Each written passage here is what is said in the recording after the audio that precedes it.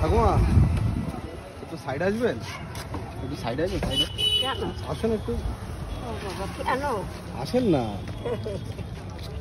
কেন আপনি এইভাবে চলছেন, মানে কি সমস্যা কি আপনারা, মানে এইভাবে চলছেন? আমি ঘুমের ঘরে আজকে 8 বছর রাত্রি চোখে পড়ে গেলাম, পড়ে গেলেই কাছে আসুন। ওই এই কুকটিগুলার জয়েন সরে গেল। আমার দুটো মেয়ে আছে, সেও নেই, দাদা স্বামী নেই, ছেলেও হয়নি।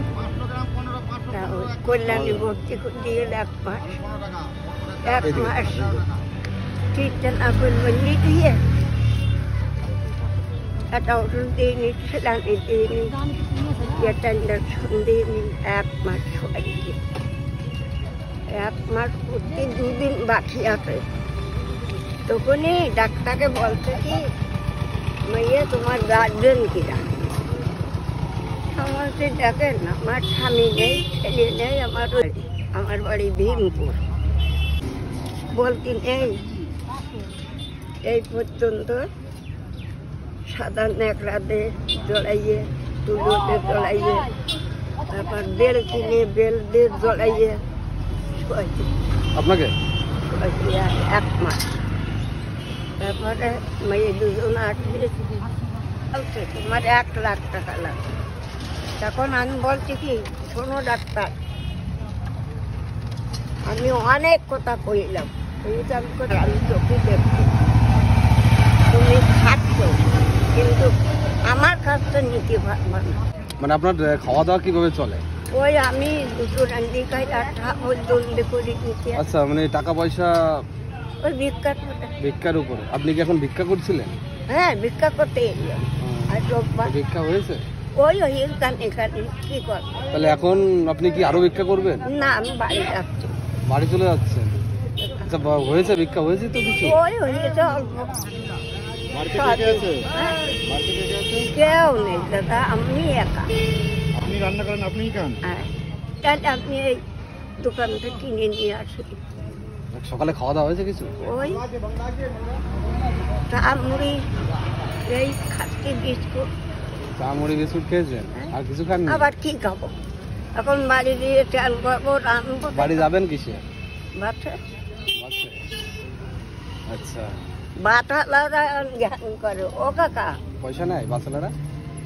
আর 8 বছর ভেঙে 7 বছর গাড়িতে যাচ্ছি, কোনোদিন নেয় না। কাল এক কন্ট্রাক্টর আমার সাথে খুব গোলমাল ফুটিছে। আপনার সাথে হ্যাঁ, কালকে? হ্যাঁ, 90 না। বললেন না যে এরকম আমি একটা অসহায় মানুষ, আমাকে কেন এরকম চাপ দিচ্ছেন? বললাম 20 টাকা লাগবে, তাও আমি টাকা দিতে গেলাম নেলে। যাই হোক ঠাকুমা, আপনার কথাগুলো খুব শুনলাম। আপনার বাড়িটা ভীমপুর কোথায়? রাজভোটপাড়া।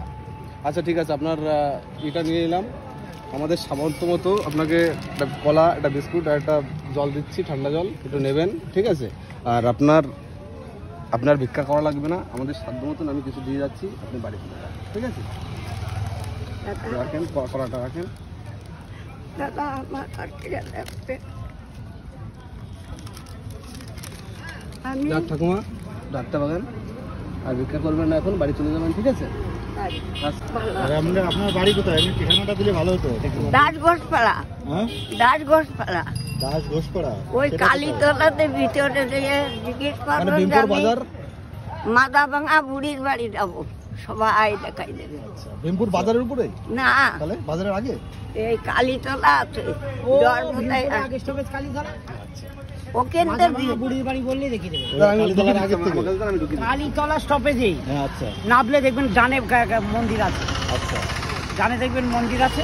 জলটা খাবেন না? ওই ভীমপুর ঢোকার মাত্র 3-4 মিনিট আগে বাস স্ট্যান্ডে এবার মাজা ভাঙা বুড়ি বলবেন কালীতলা বাসে উঠে, আর ডানেই দেখবেন কালী মন্দির, গৌরাজ ঠাকুর, এইসব মন্দির মনে রাখবেন। মাজা ভাঙা বুড়ি। আপনার নাম কি? আমার নাম জয়দ্রথ। আপনার বাড়ি কোথায়? এই স্টেট ব্যাংকের পাশে। আচ্ছা, তাহলে হচ্ছে ওই কালী মন্দিরের ওইখানে, কালীতলার ওইখানে। আপনার নাম বলে তো দেখিয়ে দেবে তো? ঠিক আছে। আচ্ছা, আমাদের ক্যামেরা ভিডিওটা থাকছে, আমরা আপনার বাড়িতে যাবো একদিন, ঠিক আছে? আশা করি নেক্সট টাইম আর আপনার ভিক্ষা করতে আসা লাগবে না। আচ্ছা ঠিক আছে, দেখ একটু আশীর্বাদ দেন যাতে এইভাবে লোকের পাশে দাঁড়াতে পারি। এদের এদের না প্রাণ ভরে আশীর্বাদ। দাদা আমি এই আমি যাবো তার বাড়িতে, এরা ঠিক আছে, অবশ্যই তার বাড়িতে। আর সামনের রবিবারে আমরা যাবো আপনার বাড়িতে, ঠিক আছে? দাদা আমি